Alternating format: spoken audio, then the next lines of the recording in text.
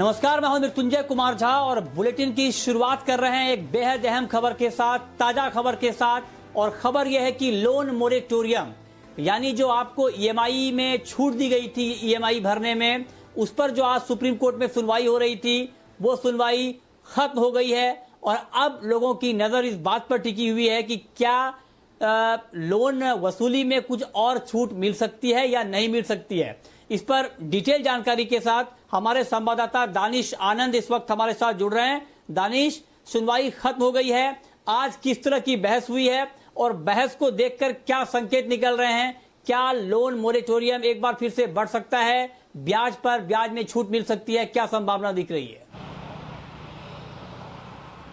देखिए, अभी फिलहाल किसी संकेत के बारे में बोलना काफ़ी प्री मेच्योर होगा, क्योंकि अगर मैं आपको सबसे पहले बताऊं, कल सरकार ने एक एफिडेविट सबमिट करा था। सरकार और आरबीआई ने अपना एफिडेविट सबमिट करा था, जिसमें साफ साफ ये निकल कर सामने आया था कि सरकार का कहना, फाइनेंस मिनिस्ट्री का कहना है कि जो भी अगर किसी तरह का रिलैक्सेशन दिया जाना चाहिए तो वो बैंकिंग रेगुलेटर की तरफ से आना चाहिए। और दूसरे हाथ पर सरकार ने अपने एफिडेविट में ये भी बात साफ साफ स्पष्ट कर दी थी कि अगर मोरेटोरियम एक्सटेंड किया जाता है या मोरेटोरियम को आगे और बढ़ाया जाता है तो ये उन डिपॉजिटर्स के लिए ये अच्छा नहीं होगा जो सही समय से टाइम से अपनी टाइम की पेमेंट्स और रीपेमेंट्स कर रहे हैं। लेकिन अब मैं आपको आज की सुनवाई के बारे में आपको बताऊं तो आज सुप्रीम कोर्ट ने हर पक्ष को आज सुना, जितने भी बोरोवर्स थे उन सबको सुना। सबसे पहले अगर मैं आपको पिटिशनर के एडवोकेट के बारे में बताऊं तो उन्होंने कोर्ट के सामने ये बात स्पष्ट कर दी कि जो इंटरेस्ट ऑन इंटरेस्ट है इसको बिल्कुल भी चार्ज नहीं किया जाना चाहिए, क्योंकि अभी हम एक्स्ट्रा ऑर्डिनरी एक पैंडेमिक सिचुएशन में हैं और जिसमें सारी इंडस्ट्रीज सफ़र कर रही है। साथ ही साथ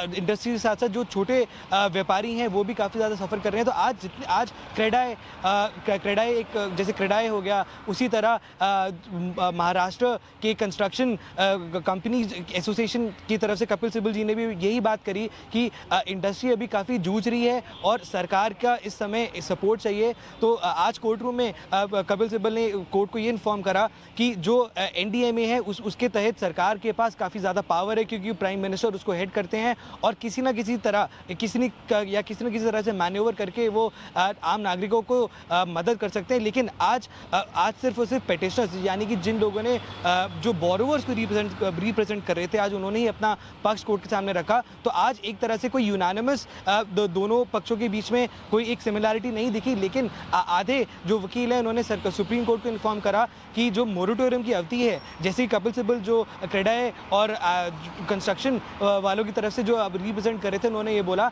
कि मोरेटोरियम को वो चाहते हैं कि आगे बढ़ाया जाए और कम से कम 6 महीने का समय दिया जाए इसको आगे बढ़ाने का, और पूरा जो इंटरेस्ट है लोन्स पर उसको पूरी तरह से माफ़ कर देना चाहिए। लेकिन दूसरे हाथ पर shopping centres association of India के वकील ने भी सुप्रीम कोर्ट के सामने यही दलील रखी कि पिछले कुछ महीनों से इनका जो बिजनेस है काफ़ी ज़्यादा सफ़र कर रहा है, क्योंकि शॉपिंग मॉल्स बंद हैं, थिएटर्स में आना किसी को अलाउड नहीं है, काफ़ी बिजनेसेस बंद हैं। तो वो चाहते हैं कि जो मोरेटोरियम का पीरियड है उसको भी आगे बढ़ाया जाए, इंटरेस्ट ऑन इंटरेस्ट ना लगाया जाए। तो जैसे कि आपको मैंने बताया, यूनानिमस जो दोनों पक्ष हैं उनके बीच में यूनानिमस डिसीजन नहीं आया।